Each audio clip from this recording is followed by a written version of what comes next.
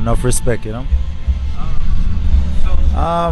I think the moment I knew I wanted to do reggae music was around 17, when Sizzler's music actually impacted my life, like seriously. And you know, because I grew up Christian, I grew up in the church, and it was his music that brought me really into Rastafari, you know. And when I saw how powerful that was, I always knew that I wanted to be able to do that for other people, you know, through the music, and just shift the consciousness and the mindset of people. So that was always the mission from there. So I mean, at home my mom listened to a lot of gospel music, so I didn't really get much in terms of the depth of the history of reggae music at home when I was with mom. My mom and dad separated, so when I live with dad now, he would have these component. He would have a component set with CDs, and I would listen to like you know, Till Shiloh, Buju Banton, some Dennis Brown, a lot of Bob Marley and the Wailers. And when we drive into the country, he would play those albums for me. So that's kind of how, as a young kid, I would get really introduced to the music, because my mom was just only listening gospel music, you know. So growing up in the church, you're singing a lot of gospel choir and, you know, hymns and stuff like that. But I don't know, I never really got into the music through the church, you know. It just didn't really appeal to me on a deep level then. But then after that, through Rastafari, I think that's when I really got truly inspired by the music, you know. Yeah, definitely hip hop.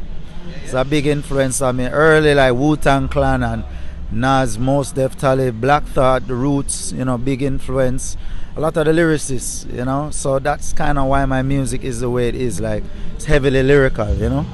A lot of it is because of the hip hop influence. Also, a lot of dancehall artists who, like the Spragga Benz, the, you know, Sizzler, Bounty Killer, Baby Sham, Sean Paul. A lot of these late 90s artists kind of influenced me when I was in high school, you know.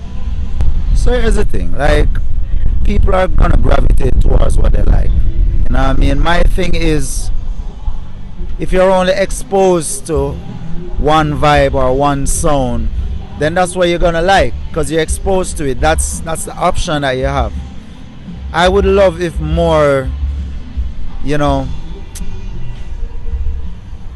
I don't mean this word disrespectfully, but more authentic reggae music from like Jamaica. I wish it was presented more to people on festivals like this, and you know, given a fair chance in terms of like the time slots and things like that, for people to really connect with the music and kind of see if these large crowds really gravitate towards it. And I think they do, because anytime we do these festivals, and I'm not even the greatest singer, you know, I'm more like a lyricist, but we still bring the culture to the music, you know, and the people love it. When we go on tour with these bands, trying to get more introduced to their audience and stuff, the people love it. So for me, I would love more exposure from especially the young Jamaican acts, because a lot of the older acts, they're doing big shows all over the world. They're not really, you know, trying to ask for any favors to be presented in a festival that doesn't want them, you know what I mean?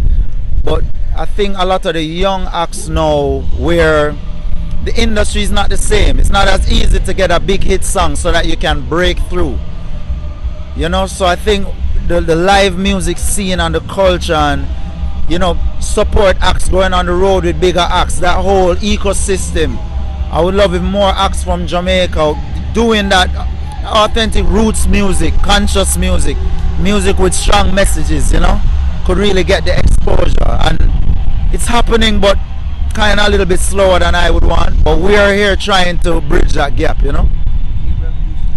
For sure, that thing is needed, and the people want it, you know, for sure. So Red, Gold and Green started late in the process of working on the Calling. Obviously Damian Marley produced the whole album, so I was in studio with him working on the entire album. We felt like we needed like a kind of hard-hitting, you know, proper reggae song that can play in many different areas, like in Jamaica, abroad, Europe, US, and kind of have like a universal sound with a universal message. So that was the vision going into that session.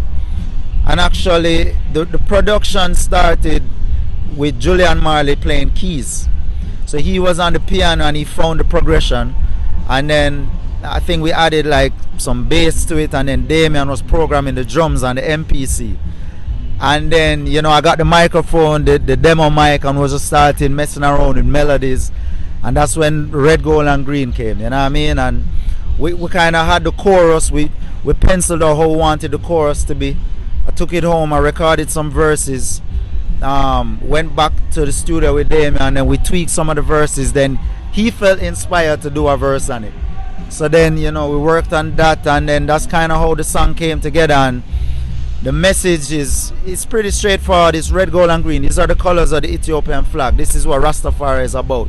And it's about the flag itself, the meaning, what we ascribe to it, and the fact that we're carrying this banner. We call the flag the banner across the world. And this is the mission what we're doing with reggae music, you know? You're doing a fantastic job. Yeah, man. Give thanks, man. Thank you so much for your time. Enough respect, man. Bless up.